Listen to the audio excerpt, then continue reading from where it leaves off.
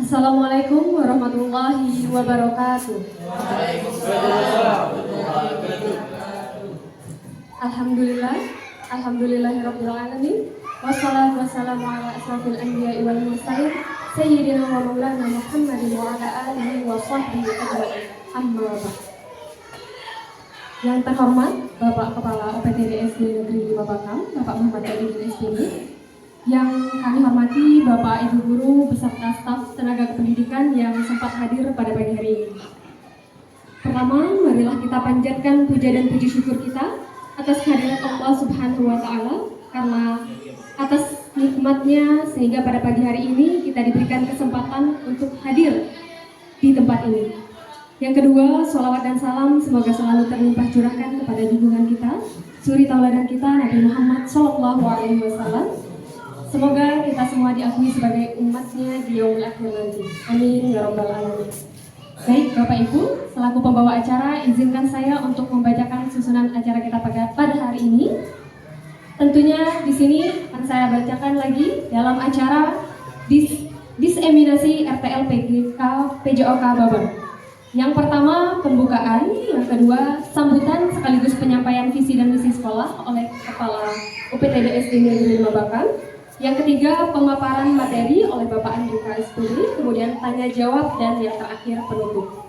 Baik, langsung saja untuk membuka acara kita pada pagi hari ini, marilah bersama-sama kita melafazkan basmalah. Bismillahirrahmanirrahim. Semoga acara pada pagi ini memberikan banyak manfaat bagi kita semua. Amin ya rabbal alamin.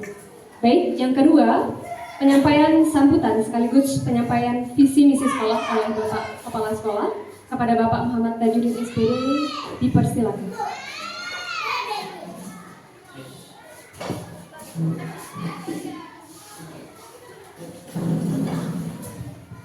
Bismillahirrahmanirrahim. Assalamualaikum warahmatullahi wabarakatuh.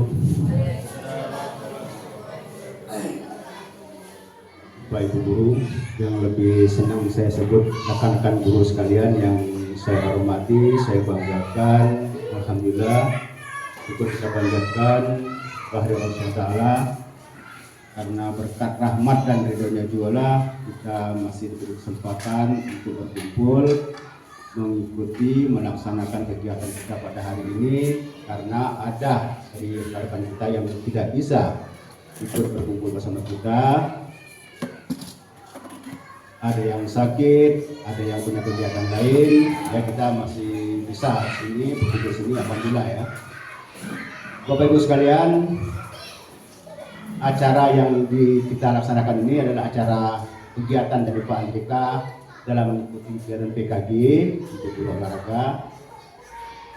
Dalam hal ini beliau akan menyampaikan beberapa hal, salah satu contoh misalnya nanti akan dibentuklah yang namanya komunitas belajar. Jadwalnya nanti akan beliau bikin, akan atur ya kapan pelaksanaannya. Nah kemudian masalah yang tampil di layar itu hanyalah apa istilahnya itu untuk dokumentasi kepala sekolah dalam mengisi PMM ya. Saya jujur saja kalau boleh kita curhat, itu saya tidak ada gairah lagi untuk ke arah PMM ini. Namun saya sempat bincang-bincang dengan Pak Andrika, ngaruh dah dengan SKP, gitu kan?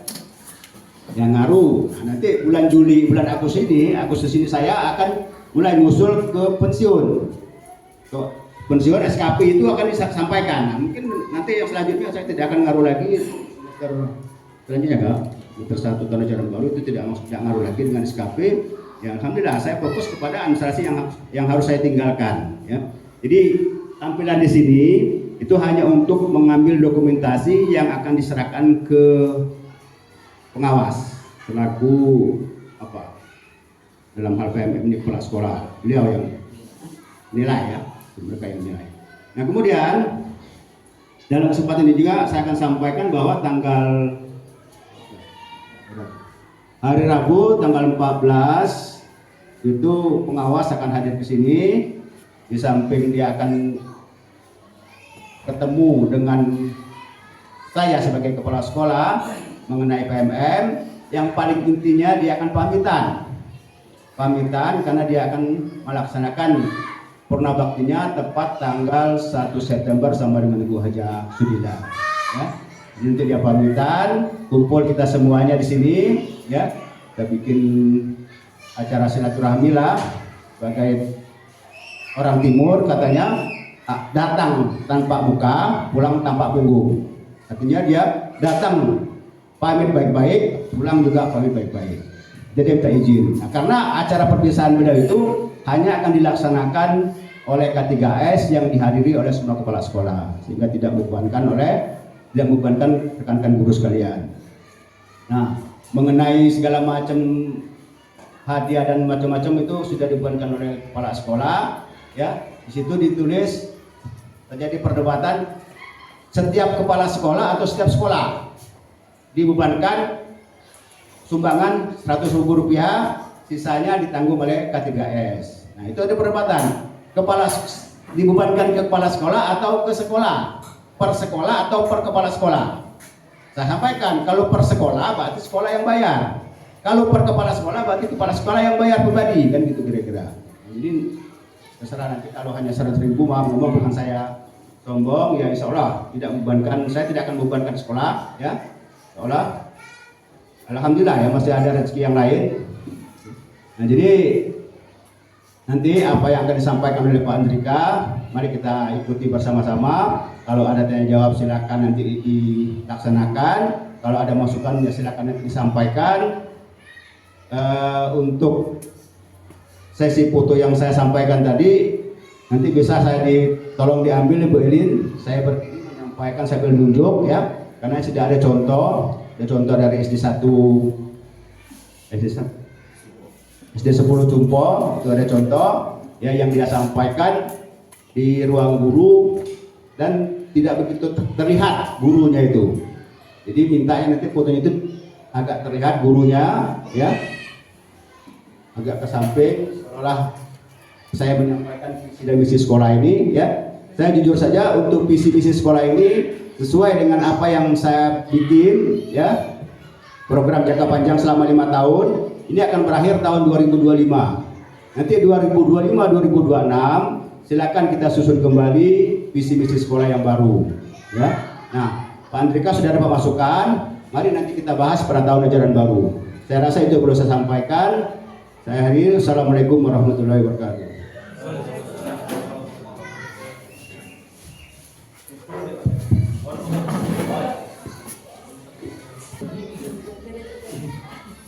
Baik, terima kasih kepada Bapak atas sambutannya. Selanjutnya kita masuk ke acara inti, yakni pemaparan materi oleh Bapak Andri Hasbudi. Kepadanya dipersilakan.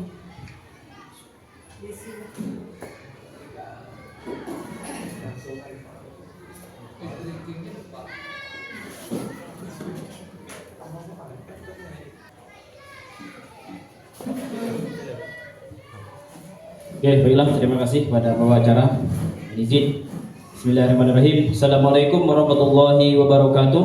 Waalaikumsalam warahmatullahi wabarakatuh. Alhamdulillahirabbil alamin wassalatu wassalamu ala asrofil anbiya'i wal mursalin sayyidina maulana Muhammad wa ala alihi wa sahbihi ajma'in. Allahumma shalli ala sayyidina Muhammad wa ala ali sayyidina Muhammad, amma ba'd. Yang pertama, alhamdulillahirabbil alamin, kita panjatkan puji syukur kepada Allah Subhanahu wa taala sehingga kita dapat berkumpul di ruang AIN-BK UPTD SD Negeri 5 Bakam ini dalam rangka sosialisasi dan diseminasi program rencana tindak lanjut berbasis proyek PJOK bersama komunitas belajar. Dan juga salawat serta salam tidak lupa kita sampaikan kepada junjungan kita Nabi besar Muhammad SAW, dan semoga kita senantiasa mendapat syafaatnya baik ketika berada di dunia maupun di akhirat nanti. Amin ya rabbal alamin. Baiklah, yang pertama Bapak Kepala Sekolah UPTD SD Negeri 5 Bakam yang saya hormati, rekan-rekan guru yang saya muliakan dan saya banggakan, terima kasih atas kesempatan hadirnya pada pagi hari ini. Yang pertama, izinkan saya menyampaikan rencana tindak lanjut program yang saya ikuti. Jadi dari mulai bulan Mei kemarin, di akhir Mei sampai sekarang di pertengahan Agustus, saya itu sedang mengikuti program namanya pengembangan kompetensi guru PJOK.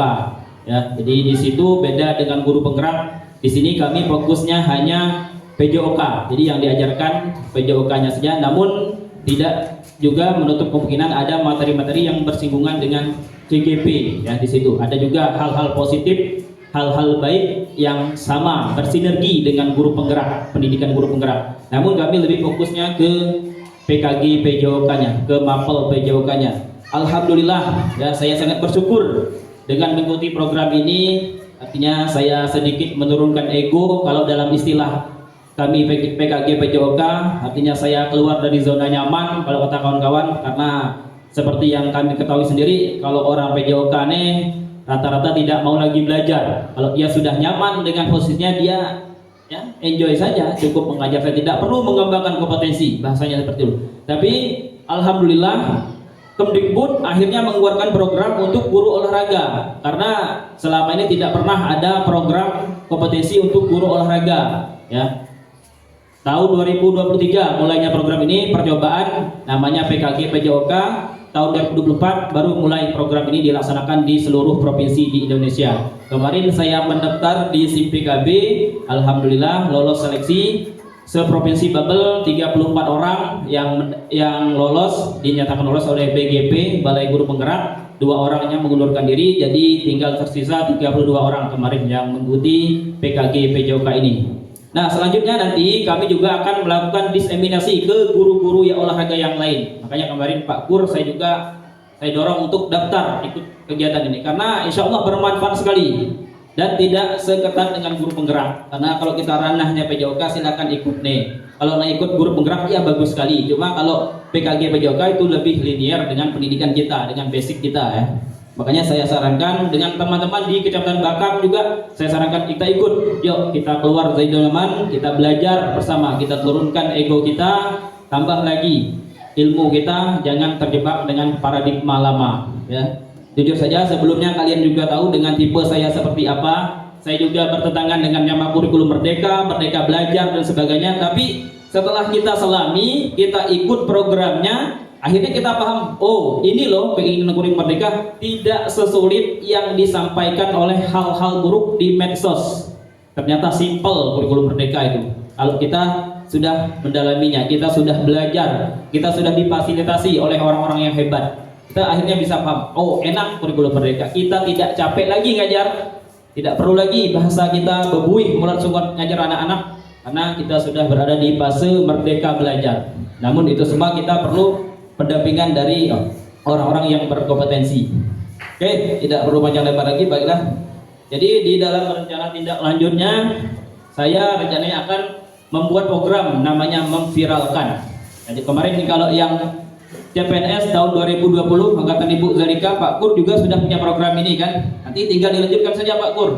Ada di Pod RTL yang program seminggu sehat itu, tinggal dilanjutkan saja. Misal hari Senin potong kuku, makan sehat segala macam. Seperti inilah programnya. Artinya program ini dilaksanakan kurikuler tapinya. Bapak Ibu sudah paham kurikuler kan? Kurikuler kan ada intrakurikuler, kokurikuler dan ekstrakurikuler. Ayo, kalau ko sudah paham belum? Nah, kegiatan ini kokurikuler. Kalau intra di dalam sekolah ketika jam pelajaran, contoh banyak mapel kita P5 itu proyek intra. Kalau ekstra kita tahu sendiri, contohnya pramuka, olahraga. Kalau ko kita juga sudah sering loh melakukannya. Pak Bambang, sudah tahu kan? Kita sudah sering melakukannya tanpa kita sadari, kita sudah melakukan program kokurikuler sebenarnya. Kelas 5, kelas 6 kemarin sudah melakukan kokurikuler. Pinter Ibu Zurni. OT kelas, studi tour, itu adalah kokurikuler di luar jam sekolah. Itu kokurikuler. Nah, ini juga akan dilaksanakan kokurikuler di rumah, di luar jam sekolah. Nanti berbasis proyek, artinya tugasnya anak didik kita membuat video tutorial ya. Karena setelah saya bincang-bincang dengan anak-anak ketika jam pelajaran olahraga atau jam istirahat, mereka itu lebih hebat dari kita. Mereka sudah punya akun medsos, ya, mereka sudah punya TikTok. Artinya mereka punya referensi lebih banyak dari kita. Dan juga kita harus berubah paradigma bahwa tempat belajar itu bukan hanya guru, Ya, kita bukan hanya sumber belajar, tapi banyak sumber belajar yang lain. Nah, tugas kita sebagai guru menurut kurikulum Merdeka adalah memfasilitasi belajar mereka tersebut. Mereka sudah paham TikTok. Di TikTok tuh semuanya ada. Tapi alhamdulillah kalau di TikTok saya lihat sudah difilter, tidak banyak lagi akun joget-jogetnya. Sekarang kalau di TikTok saya lebih banyak ke akun pembelajarannya. Tergantung apa yang kita ketik. Kalau kita ngetiknya video pembelajaran PJOK, maka yang banyak keluar tuh video pembelajaran PJOK. Kalau kita ketiknya video pembelajaran kelas 1, banyak keluar cara mengajar kelas 1 seperti apa. Jadi itu manfaat medsos yang positif bagi peserta didik dan juga bagi kita guru. Dan juga sekarang sudah ada AI. Nanti kalau anak didik kita sudah tahu AI itu kecerdasan buatan. Kita mau bikin apa saja ada di situ. Oh, saya tidak tahu sekarang rubrik cara menilai asesmen formatif. Ketik saja di AI, rubrik asesmen formatif, keluar. Tidak perlu capek kita mikir, tinggal ketik di laptop. Itu kalau peserta didik kita sudah tahu, kita guru sudah tidak punya harga lagi. Jadi saran saya, kita juga sama-sama belajar di sini.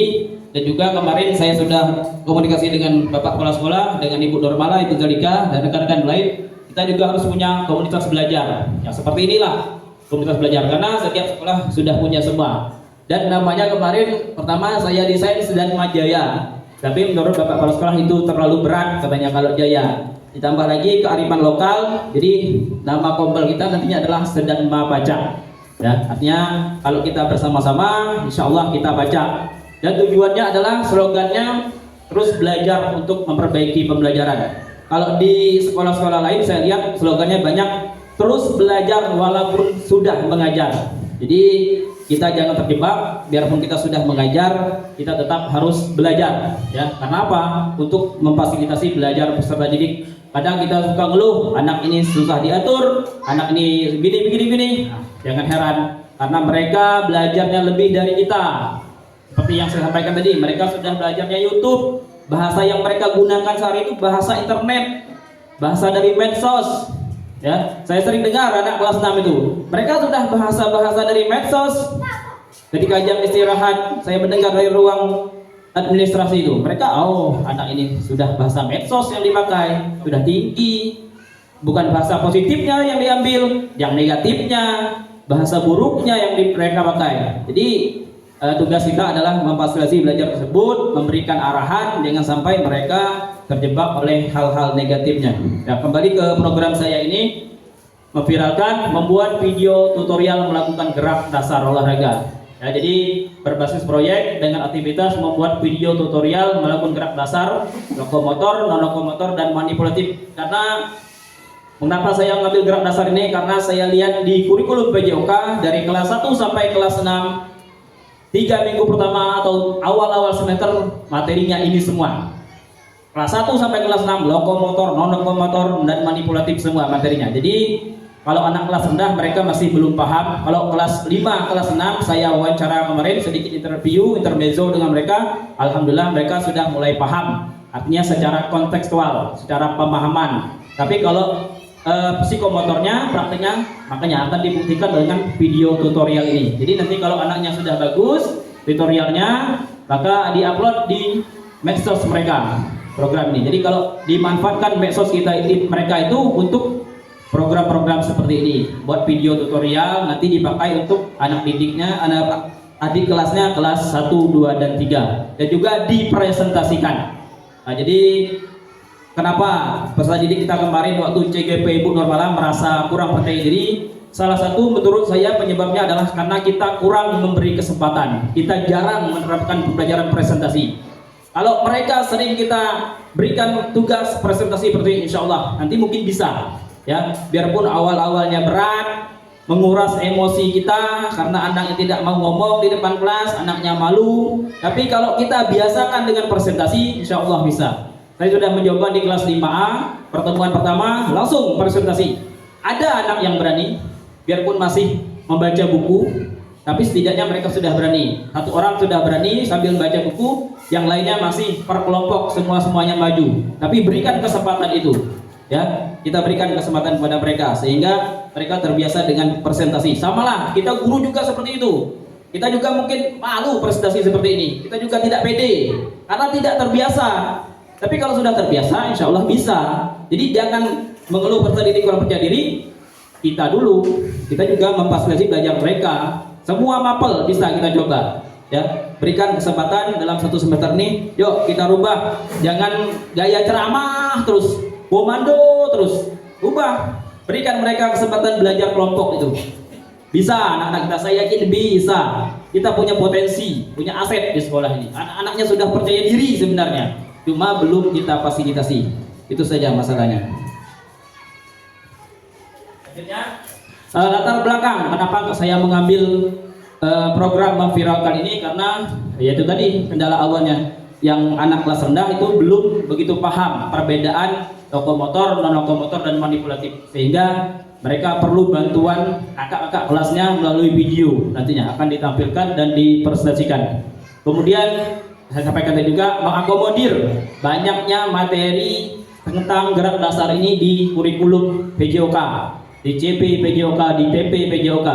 Yang ketiga, karena anak-anak kita sudah punya akun medsos, khususnya TikTok, kelas 5, kelas 6 itu sudah punya TikTok semua. Nah, kita manfaatkan medsos mereka untuk melakukan hal-hal yang positif, hal-hal yang baik. Kalau bahasa orang sekarang, berbagi praktik baik. Oh, ini loh siswa kita.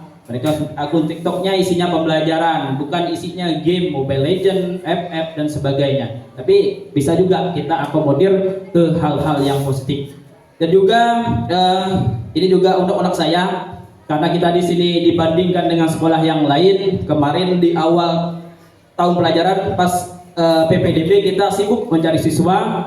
Setelah mereka di sini, yuk kita berikan pelayanan kepada orang tua yang sudah mempercayakan anaknya sekolah di sini. Kita buktikan, ya, karena di sekolah sebelah mereka juga punya akun medsos dengan kita sama. Dia juga berteman dengan saya, jadi tahu sama. Jadi kita saya lihat kalau di akun Facebook itu beradu. Mereka juga posting kegiatan mereka setiap hari loh. Oh ini duhanya, ini zuhur jamaahnya, ini salawatnya. Kita juga jangan mau kalah. Kita bersaing secara positif. Kalau mereka kegiatan gurunya, kita juga siswanya kita tampilkan. Ya, jadi membaca kita harus memberikan pelayanan yang lebih. Tahun ini alhamdulillah 30 lebih orang tua mempercayakan pendidikan anak kelas 1-nya ke sekolah kita. Nah, kita berikan pelayanan itu kepada orang tua. Kita buktikan bahwa sekolah kita memang unggul, sekolah kita memang layak dipilih di desa ini dibandingkan sekolah yang lain. Ya, tapi bukan dengan cara menjelekkan. Kita tampilkan sisi positifnya, sisi baiknya. Itu harapan saya. Semoga kedepannya kita bisa memberikan harapan yang lebih baik, ya, pelayanan yang lebih baik terhadap peserta didik kita. Selanjutnya, tujuan program ini banyak sekali, ya, bisa kita baca semua. Yang jelas, membuat video ini mengharuskan siswa untuk mendalami gerak. Jadi sebelum mereka membuat video tutorial, tentunya mereka juga harus menguasai gerak tersebut lebih dulu. Dan juga banyak manfaat lainnya seperti kreativitas. Nah, dengan mereka buat video, mereka jadi lebih kreatif. Ngeditnya pakai aplikasi ini, Nah, anak-anak kita sudah paham semua. Tinggal kita fasilitasi belajar mereka. Kemudian menampilkan keterampilan motorik, ya, keterampilan motorik lebih bagus, komunikasi mereka lebih bagus. Nah, awalnya mereka komunikasi lewat HP, muat video sendiri. Ya, mudah-mudahan lama-lama bisa komunikasi terbuka seperti ini. Kemudian teknologi, menggunakan gadget, menggunakan aplikasi, software, bisa kita fasilitasi dengan membuat video tutorial seperti ini. Kemudian kerjasama, karena ini per kelompok jelas membutuhkan kerjasama kelompok. Jadi nanti saya bagi, ada yang jadi kameramen, ada yang jadi pengarah gaya, dan ada yang jadi modelnya. Jadi anak-anak yang tidak punya HP cukup menjadi modelnya, yang punya HP, punya akun medsos, menjadi kameramennya, sekaligus videografernya. Kemudian ini yang paling penting dari masalah atau latar belakang Ibu Nurmala kemarin yang menjadi sorotan di CGP-nya, sosialisasi budaya positifnya. Nah, dengan membuat video ini dan mempresentasikannya, mudah-mudahan rasa percaya diri mereka bisa menjadi lebih berkembang lagi. Nah, itu harapan positifnya. Kemudian, ini capaian yang diharapkan dari program ini adalah melalui proses pembuatan video ini, siswa dapat memperdalam pemahaman mereka tentang konsep gerak. Jelas tujuannya ketika mereka membuat video, mereka harus lebih paham dulu materinya, mereka harus menguasai dulu geraknya. Kemudian ini juga jadi tuntutan kurikulum merdeka, keterampilan abad 21, siswa dapat berpikir kritis, kreatif, berkomunikasi dan berkolaborasi. Kemudian literasi digital, ya. Nanti semuanya serba digital. Kita harus siap dengan perubahan zaman ini. Semuanya serba digital. Di guru juga kita sudah serba digital. Kita ada PMM, kinerja dan sebagainya. Semuanya serba digital, ya. Sudah mulai berkurang yang sifatnya berkas-berkas seperti ini. Kemudian jiwa sportivitasnya juga ditumbuhkan melalui proses pembuatan video ini. Nanti buat lombanya, yang menang dan yang kalah harus menerima dengan sportif. Selanjutnya, langkah-langkahnya nanti rencana saya adalah langkah-langkahnya setiap kelompoknya 3 orang, 1 orang sebagai kameramen, 1 orang sebagai model, 1 orang sebagai peraga gerakannya, sebagai pengarah gaya. Dan juga kegiatan ini dilakukan di rumah, ya, seperti waktu kita sekolah online zaman COVID dulu, ya. Anak-anak juga sudah banyak tugasnya, filenya di laptop saya, mereka membuat video karena kita belajar di rumah. Nah, hal ini kembali kita terapkan, biarpun kita sekolahnya sudah tatap muka, nah, kita mengulang kembali pelajaran waktu di zaman COVID, ya. Kemudian yang paling penting adalah setelah video itu selesai diedit, videonya harapan saya anak-anak bisa menguploadnya di akun YouTube, TikTok, Facebook atau lainnya. Dan juga video tersebut menjadi tutorial bagi adik-adik kelasnya kelas 1, 2, dan 3 yang belum begitu paham tentang konsep gerak dasar ini. Ya, ini struktur program dan mitranya. Jadi nanti proyeknya adalah bagi peserta didik kelas 5 dan kelas 6. Jadi nanti kalau memang harus dilaksanakan, saya mohon bantuan guru kelas 5 dan 6. Kita berkolaborasi di dalam melaksanakan program ini, karena tujuan dari RTL ini adalah supaya ada kerjasama antara guru olahraga dengan guru kelas yang lain atau guru mapel yang lain kalau di SMP dan SMA. Kemudian proyeknya insya Allah akan dimulai besok. Kemudian proyek ini juga melibatkan kepala sekolah sebagai support, orang yang mensupport utama, guru kelas 5 dan 6, ya, untuk sementara. Tuh. Nah, ini yang harus kita pikirkan.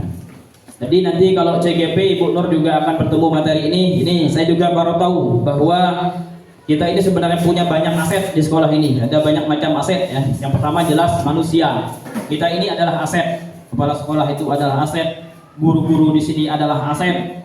Kemudian tenaga pendidikan kita, TU, operator itu adalah aset manusia. Ya, kita bisa menjadi aset yang berharga. Kita ini adalah sesuatu yang berharga, ya, di dalam melaksanakan pembelajaran. Kita itu adalah sebagai aset utama. Kemudian juga karena ini kegiatan kokurikuler di rumah, orang tua juga adalah aset. Jadi tugas orang tua adalah mensupport program ini dengan membantu peserta didik bisa membuat videonya sehingga lebih tenang, ya, dengan menciptakan suara kondusif di rumahnya. Jadi peran orang tua juga sangat penting di sini karena tugasnya dilakukan di rumah peserta didik. Kemudian kepala sekolah juga alhamdulillah Pak Tajudin selalu mensupport kalau kegiatan kita positif. Kemarin saya minta buat kombel, Pak, tolong buat kombel, oke. Pak, tolong koordinir kawan-kawan kumpul, insyaallah oke, ya. Jadi kepala sekolah juga aset. Kemudian aset sosial. Nah, sekolah kita juga mempunyai aset sosial. Itu suasana sekolah ini menurut saya mendukung pelajaran olahraga, ya. Kemudian aset lingkungan.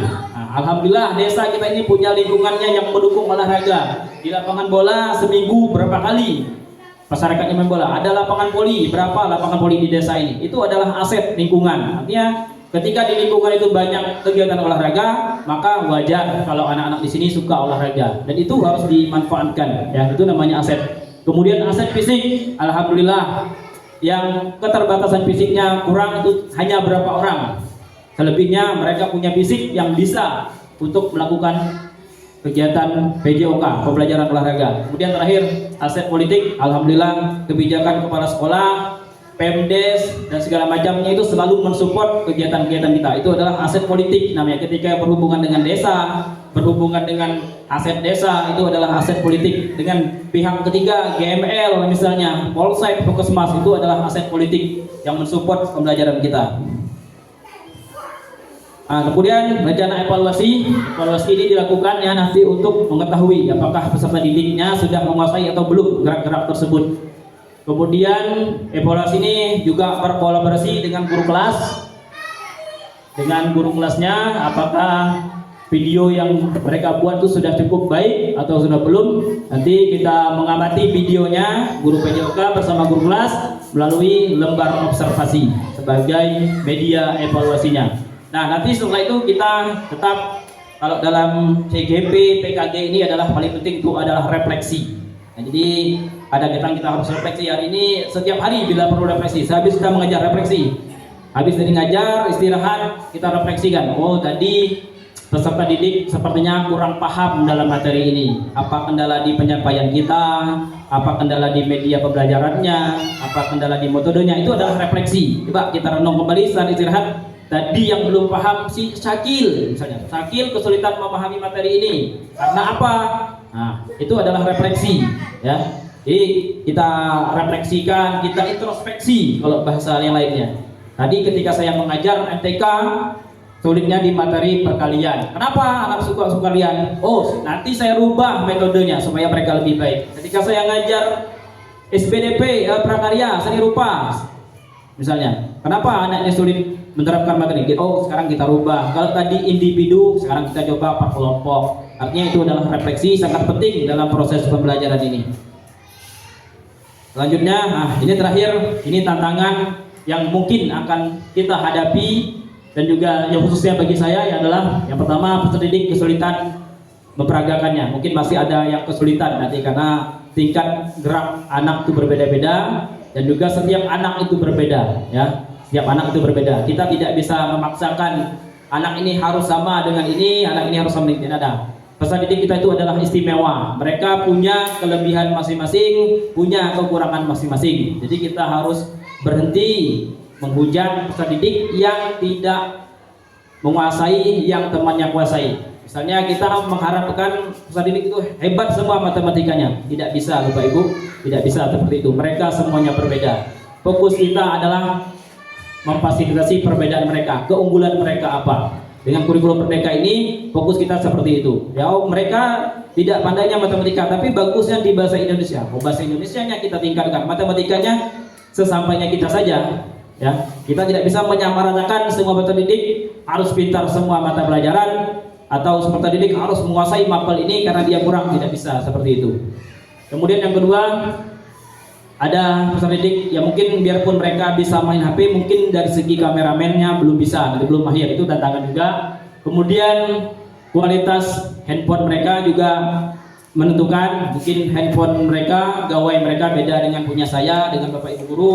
Mereka yang penting punya gawai sehingga berdampak pada kualitas videonya nanti, itu juga tantangan. Kemudian ada juga nanti masih banyak yang belum bisa mengedit video, belum bisa menggunakan CapCut, KineMaster dan sebagainya. Tapi juga sudah ada yang menguasai aplikasi untuk mengedit videonya. Itu adalah kemungkinan tantangan yang akan saya hadapi dalam program ini. Ya, cukup. Terima kasih. Semoga pemaparan saya ini dapat bermanfaat dan bermakna selamanya. Karena sesuai dengan semboyan PKG kami adalah bermakna selamanya. Itu saja yang dapat saya sampaikan. Akhiri bila taufiq hidayah. Assalamualaikum warahmatullahi wabarakatuh. Waalaikumsalam warahmatullahi wabarakatuh.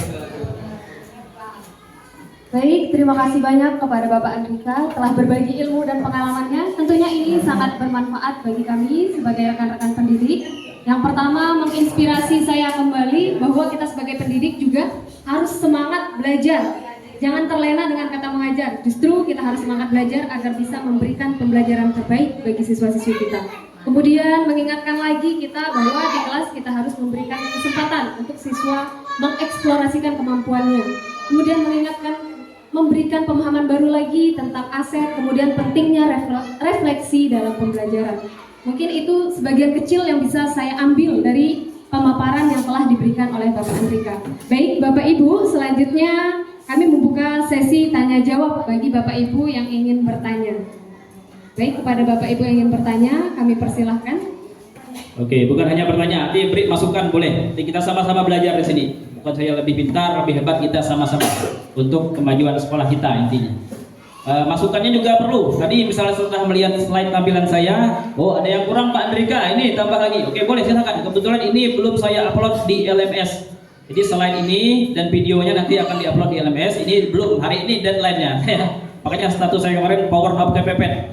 Susah sekali cari inspirasi ini. Dalam seminggu baru dapatnya 3 hari terakhir. Baru dapat inspirasi untuk bikin prestasi seperti ini. Mohon masukannya bagi rekan-rekan guru, silahkan.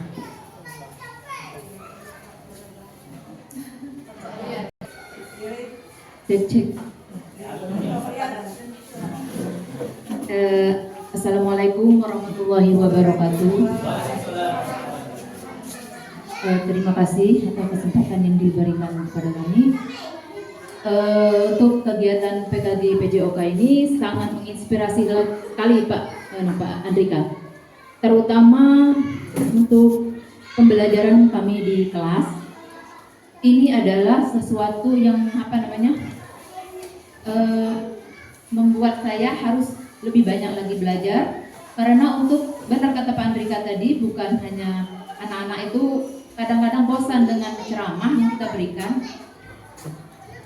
Kadang-kadang kita juga pusing mau diarahkan kemana biar anak-anak ini di kelas itu biar mereka itu aktif.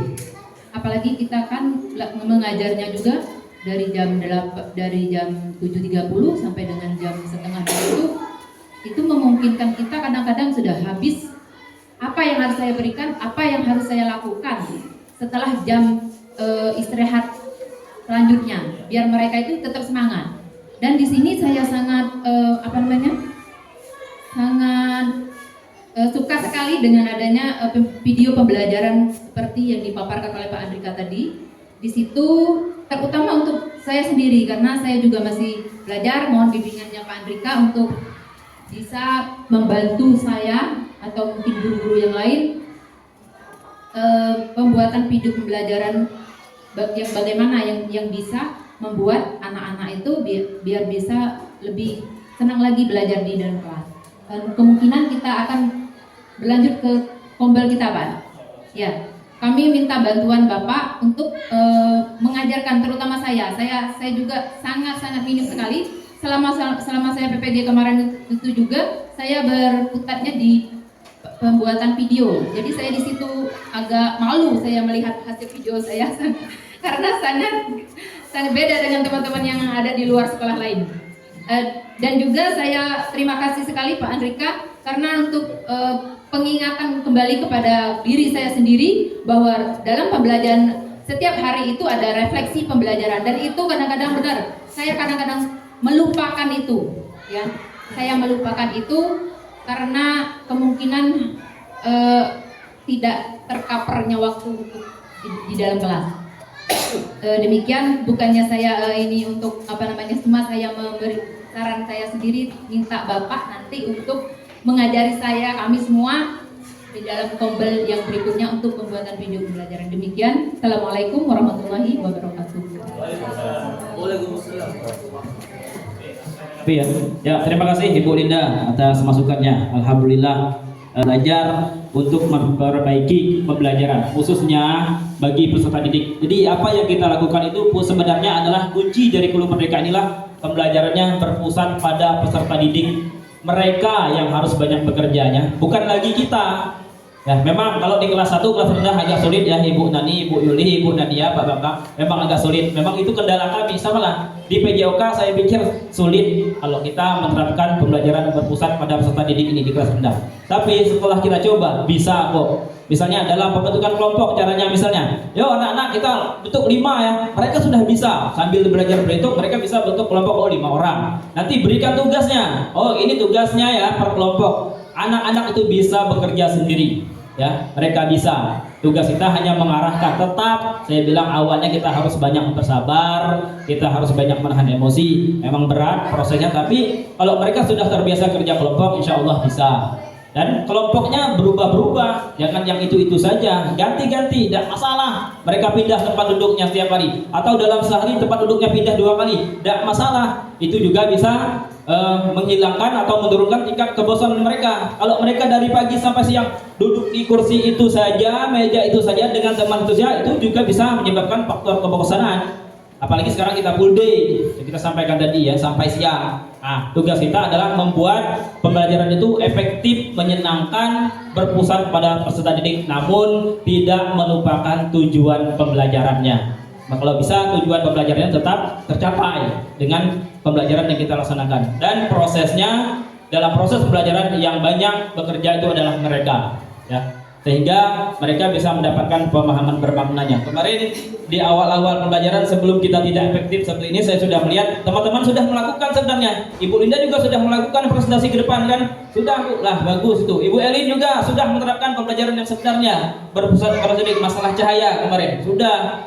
Itulah yang seharusnya banyak kita lakukan. Makanya Pak Bambang juga sudah, Ibu Nadia dan juga teman-teman mungkin sudah melakukan yang tidak terpantau di grup WA-nya, karena saya tidak ada di grup kelas tersebut. Nah, seperti itulah yang banyak dituntut oleh Guru Merdeka. Sudah teman-teman lakukan sebenarnya. Cuma kalau bisa continue, ya. Setiap minggunya ada kita lakukan pembelajaran di luar kelas.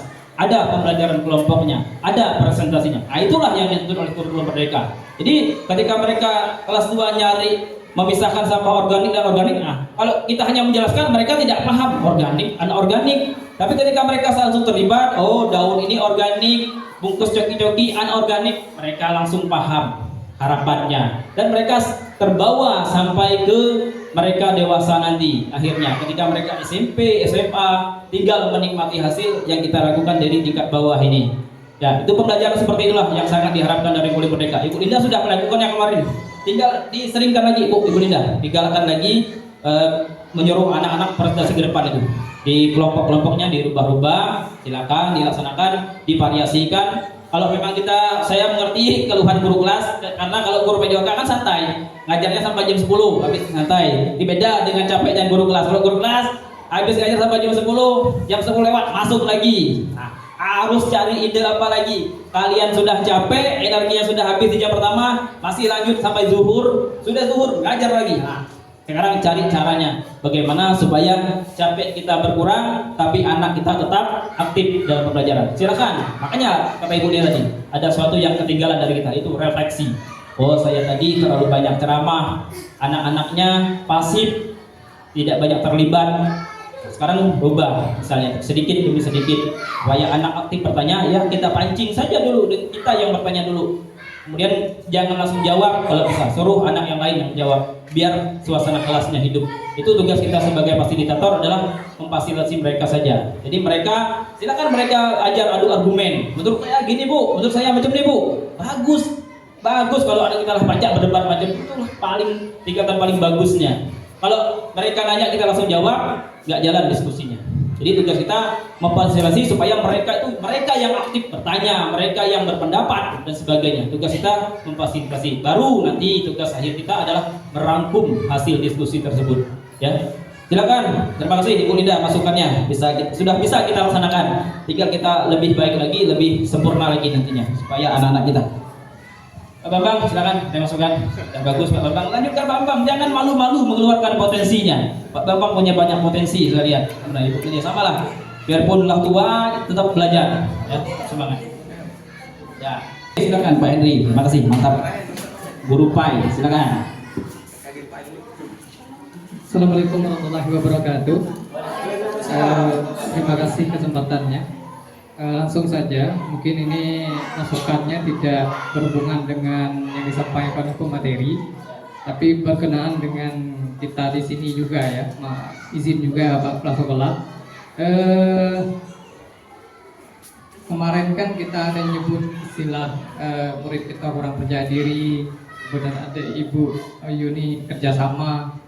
Nah itu, ini yang paling penting itu kita tingkat lagi. Sebagai contoh, kayak pagi tadi upacara kan, nah itu.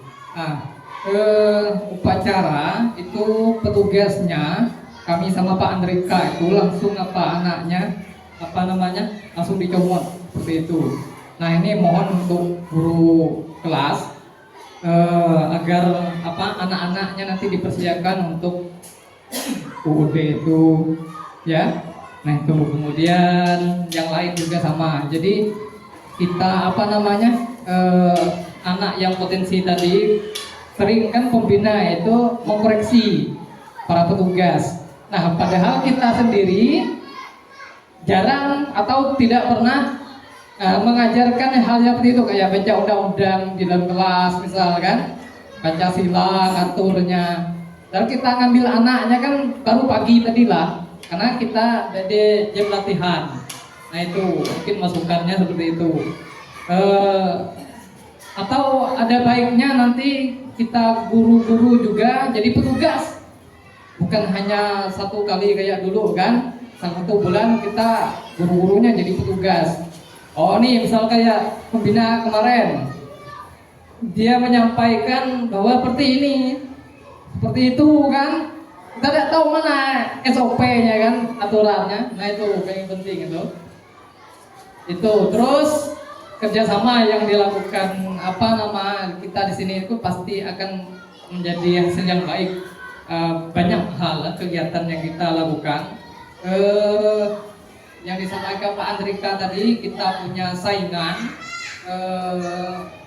no viral no justice sekarang kan, kalau dek viral dek terkenal. Nah itu karena kegiatan kita juga yang penting. Nah kendalanya kadang kita lupa kan, lalu dia digawi.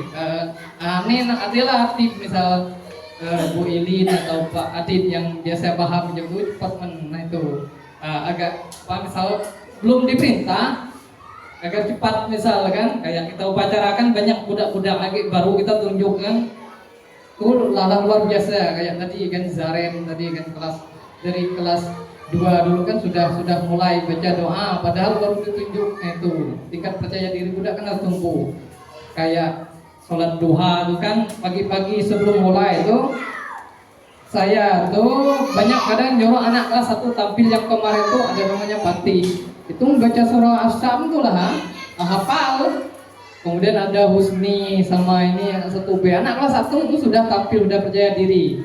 Nah itu. Cuma tadi saya bisa membuat itu tapi videonya ada di. Nah itu mohon kerjasamanya nanti karena banyak kegiatan kita kayak sholat zuhur juga sama. Nah itu. Saya sendiri kawan misalnya sepanjang tahun jadi imam minimal ada yang di punggung ya kayak tukang ngatur budak lah. Tuh, mereka juga santunnya sudah mulai ya. Kadang dek sorofnya pun langsung jadi jadi azan, kemudian jadi tukang iqomat. Kemudian setelah sholat mereka langsung musafahah salam kan. Nah, itu banyak lah terwujud lah visi kita kan. Itu cuma tadi kerjasama kita belum begitu solid bahasa Bapak Tajudin ya kan. Sulit ya. Nah itu mohon nanti kita minta maaf juga nih lah ngumpul sini ya kan. Campur kayak bahasa daerah. Sekian dari Ko, terima kasih. Assalamualaikum warahmatullahi wabarakatuh. Waalaikumsalam warahmatullahi wabarakatuh. Oke, terima kasih Pak Heri ini tapi tentang sekolah kita lah. Ya, benar sekali. Kemarin juga ketika kami menulis jawaban di 6 pertanyaan pemantik kalimat numpang Ibu Nur terkait visi misi sekolah, juga Ibu Yuni menuliskan katanya kalau dengan kerjasama yang baik sekolah ini bisa maju. Ya, itu yang pertama saya tangkap dari Pak Heri. Kemudian masalah upacara memang betul. Mohon maaf sama dengan ketika tugas upacara dan pembelajaran. Di pembelajaran ini satu hal yang harus kita pelajari adalah kita harus banyak memberikan umpan balik positif kepada siswa. Artinya, oh bagus Gio, bagus. Nah, hal seperti itu harus sering kita ucapkan ketika pembelajaran. Karena jangankan hanya siswa, kita guru pun ketika dipuji seperti itu rasa senang, semangat. Nah, apalagi siswa kita. Jadi kita kurangi kalimat-kalimat negatif, kalimat positifnya harus kita munculkan. Umpan balik positifnya harus kita banyakkan. Jadi ketika upacara saya harap pembina tidak boleh mengkoreksi silakan, tapi jangan lupa memberikan umpan balik positif, apresiasi terhadap kerja keras mereka. Benar yang kata Pak Head, setiap hari Senin kami tuh langsung main tunjuk. Oh kira-kira anak ini potensial juara kelas, kami langsung berikan teksnya tanpa ada latihan sama sekali. Alhamdulillah, memang benar kita sudah punya aset siswa kita. Tinggal kita lah poles, tinggal kita lah yang menaikkan mereka. Seperti kegiatan agamaan juga mereka sudah ada yang potensial di Duha. Pak En tinggal optimalkan, kita optimalkan hal tersebut. Tanya dengan mereka, banyak-banyak diskusi dengan mereka. Dan juga benar, jangan lupa saya juga ketika ikut program ini baru tahu. Makanya kalau Ika jangan heran ketika saya ngajar, saya bawa tripod, saya nyuruh anak kamera, kita harus punya banyak dokumentasi. Ya, apapun yang kita lakukan harus didokumentasikan. Tidak masalah Pak Bambang, supaya kita terlihat Ibu Elin, Nadia, suruh siswa yang video foto. Tidak masalah satu siswa itu sebagai fotografer. Itu juga kita sudah menyuruh mereka memberikan keterampilan baru. Oh, saya jadi fotografer oleh Pak Adit, saya jadi fotografer oleh Pak Bambang. Masalah, percayakan, kita harus percaya kayak mereka. Ya. Sama lah Pak Hen, boleh pakai kamera Pak Hen lah, suruh siswa yang foto atau video ketika kita sholat duha. Kalau dari guru yang lain damping, tidak masalah. Ya, dokumentasi itu penting loh zaman sekarang. Orang menilai kita itu dari dokumentasi, no viral, no justice. Kalau kita tidak ada viralnya, tidak ada diakui orang. Jadi mulai sekarang dokumentasi masalah. Ibu Mas punya metode baru dalam mengajar kelas 2 bahasa Inggris, punya metode baru. Bu, berikan kamera ke anak. Nah, video kan ibu ngajar. Tidak masalah Bu, memang harus nak ya sekarang. Kita harus meningkatkan personal branding. Kalau bahasa keren ya. Kita tingkatkan, oh saya brandingnya seperti ini. Makanya saya sekarang bikin status video saya ngajar, saya edit pakai CapCut, CapCut. Saya mau membuktikan kepada guru-guru olahraga yang lain. Ini loh perubahan yang saya dapat setelah ikut PKG PJOK. Nah, jadi kita harus memunculkan hal-hal positif tersebut. Tujuannya terserah. Awalnya mungkin niat kita lagi nak dilihat orang, riak segala terserah. Nah, lama-lama insya Allah hilang ya. Jadi riak itu harus ditumbur. Kalau kita enggak buat video riak. Riak lah nama. Kita enggak ngewi karena riak lah ya. Enggak sama yang jemaah di masjid riak dengan orang riak lah. Karena niat kita lah karena manusia. Tapi kalau kita lah tumbur riak loh hilang, riak ikhlas lama-lama. Ya. Jadi hal tersebut tadi kerjasamanya kita tingkatkan, dokumentasi dari Pak Hen tadi dan juga umpan balik positif terhadap peserta didik. Yuk kita jangan takut ujian anak kita. Kita jangan gengsi memberikan pujian kepada mereka kita pelajari. Ketika dia memang bagus, puji, oh bagus yo, mantap. Nah, bagus itu manfaatnya banyak sekali. Daripada nyebut bakat kok nih, dia yang kita tahu. Nah, kurangi hal-hal nah ya. Tujuannya pembelajaran efektif itu, nah, kalimat-kalimat yang menyenangkan, umpan balik positif yang secara spesifik nyebut nama hasil itu yang dituntut dalam Merdeka Belajar ini. Ya, saya rasa itu sudah dapat sampaikan karena sudah melebihi waktu 1 jam. Saya sekali lagi saya mohon maaf kalau saya sedikit menggurui dan banyak berbicara di sini. Kepada Allah saya mohon ampun. Bila taufiq hidayah. Assalamualaikum warahmatullahi wabarakatuh. Waalaikumsalam.